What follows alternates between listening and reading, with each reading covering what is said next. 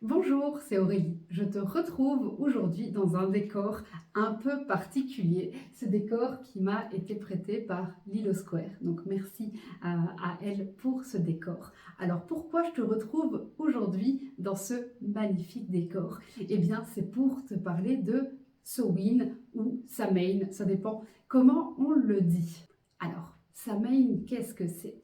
Eh bien Samhain, c'est une fête celte. C'est la fête celte par excellence où on va célébrer nos ancêtres. Alors tu imagines bien que c'est ma fête préférée. J'adore cette fête, j'adore fêter ça parce que ça me permet vraiment de célébrer les ancêtres et de les honorer. Pourquoi à ce moment particulier?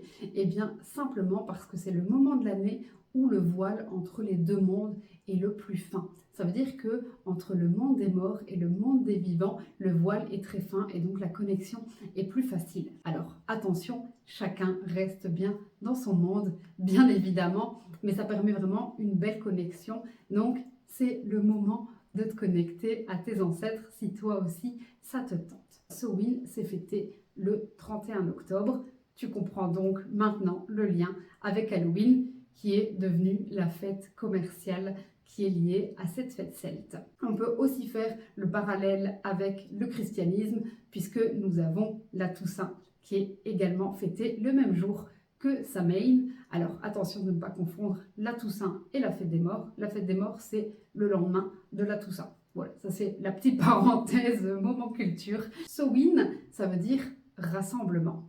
Alors c'est effectivement le moment où, à l'époque de nos ancêtres, on rassemblait le bétail, on le mettait à l'abri pour préparer les mois d'hiver.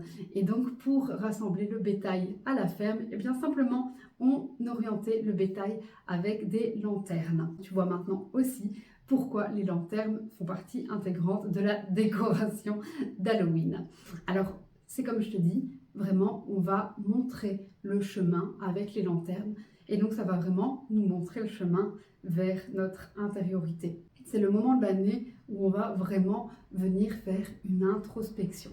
Donc voilà, on va se connecter à nos ancêtres pour ensuite vraiment venir faire cette introspection. Aujourd'hui, j'avais à cœur de te proposer 2 rituels à mettre en place pour Samhain. Il te reste 2 jours, donc je pense que c'est tout à fait réalisable de le faire en 2 jours.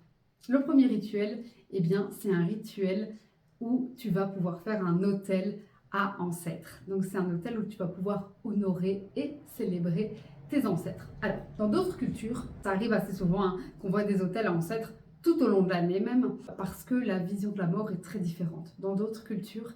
Et nous, je trouve que cet autel à ancêtres, ça permet vraiment de remettre un peu de positif par rapport au deuil, parce qu'en fait, c'est vraiment ça.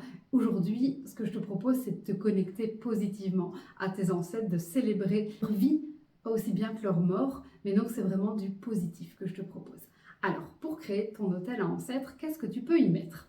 La première chose que tu peux y mettre, c'est de l'eau. Pourquoi de l'eau? Parce que l'eau, ça purifie. Donc c'est toujours bien de mettre de l'eau sur ton autel à ancêtres. Ensuite, tu peux y mettre des bougies ou des chandelles, et c'est ce que je t'expliquais tout à l'heure par rapport à la lumière. Les bougies et les chandelles vont vraiment pouvoir montrer le chemin, orienter le chemin pour l'intériorité, pour retourner à soi. Ensuite, tu peux mettre des offrandes. Ça veut dire que tu peux par exemple mettre le plat préféré de tes ancêtres sur la table. Tu peux également mettre des fleurs. En tout cas, déposer quelque chose qui crée cet aspect positif, cet aspect festif.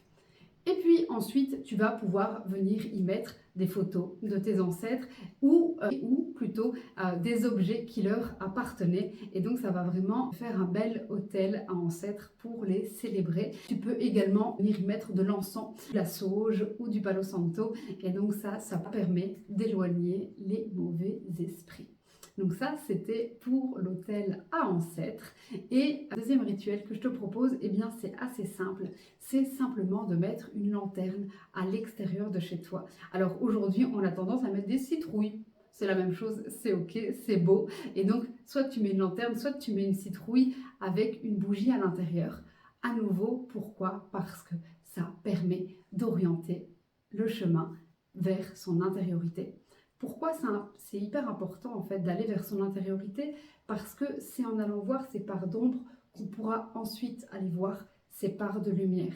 Et donc ce win, c'est ça que ça t'apprend, c'est qu'il faut aller voir ces parts d'ombre pour pouvoir ensuite aller explorer ces parts de lumière. Voilà, j'en ai fini pour aujourd'hui. C'est une courte vidéo pour te montrer qu'il y a plein de possibilités par rapport à nos ancêtres en fonction des moments de l'année. Alors je te souhaite une très belle fête de Samhain et je te dis à très bientôt.